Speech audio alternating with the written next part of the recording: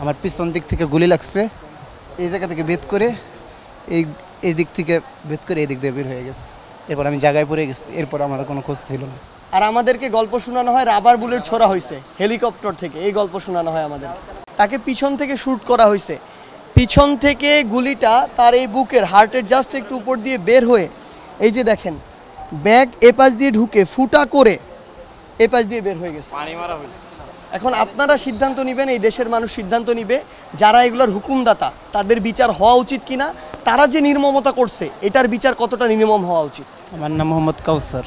প্রথমে আমি যাত্রাবাড়ি মাদ্রাসার সামনে আসছি। মাদ্রাসার ছাত্র ভাইদের সাথে আমি আন্দোলনে যোগ দেই। আমাদের কয়েকবার ধাওয়া পাল্টা করার পরে আমরা গলি ভিতর চলে যাই। এরপর আমাদের চোখের সামনে 3-4টা ভাইকে তারা নির্মমভাবে হত্যা করে। ওইটা দেখে আমরা আর সহ্য করতে না পেরে আমরা সামনের দিকে আগাই। সামনের দিকে আগানোর পরে আবার নির্মমভাবে গুলি করে।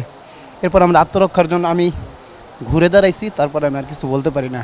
আমার পিছন দিক থেকে গুলি লাগছে, এই জায়গা থেকে বেদ করে এই দিক থেকে বেদ করে এই দিক দিয়ে বের হয়ে গেছে।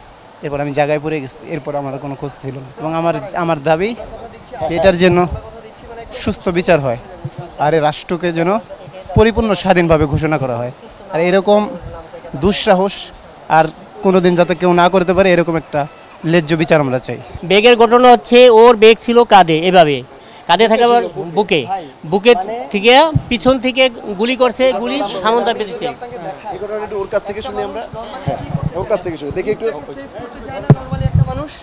কারণ এখানে আমাদের হার্টে লাগলে তো স্পট ডেড হবে, এটা সেভ করতে চায়। উনি সামনে এইভাবে ব্যাগটা নিচ্ছে আর কি, এভাবে নেওয়া ছিল।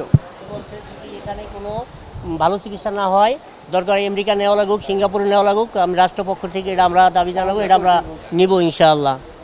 এটাই আমাদেরও দাবি, জানি আমার ছেলে পরিপূর্ণ সুস্থ না হয়, জানি হাসপাতাল থেকে নাম কেটে না দেয় ইনশাআল্লাহ। আমার কথা, আমার এই দাবি আপনার কাছে। হ্যাঁ, এটা আমি ন্যায় বিচার চাই আপনাকে সবার কাছে, জনগণের কাছে, আমার সরকার যে বর্তমান তার কাছে আমার দাবি, জানি আমার ছেলেকে, যত ছাত্র ছেলেরা বা ভাইয়েরা ক্ষতিগ্রস্ত হয়েছে, যারা মৃত্যুবরণ করছে, যারা এমনি আহত হয়েছে, সবার আমার দাবি, এটার আমি ন্যায় বিচার চাই আপনাকে সরকার কাছে।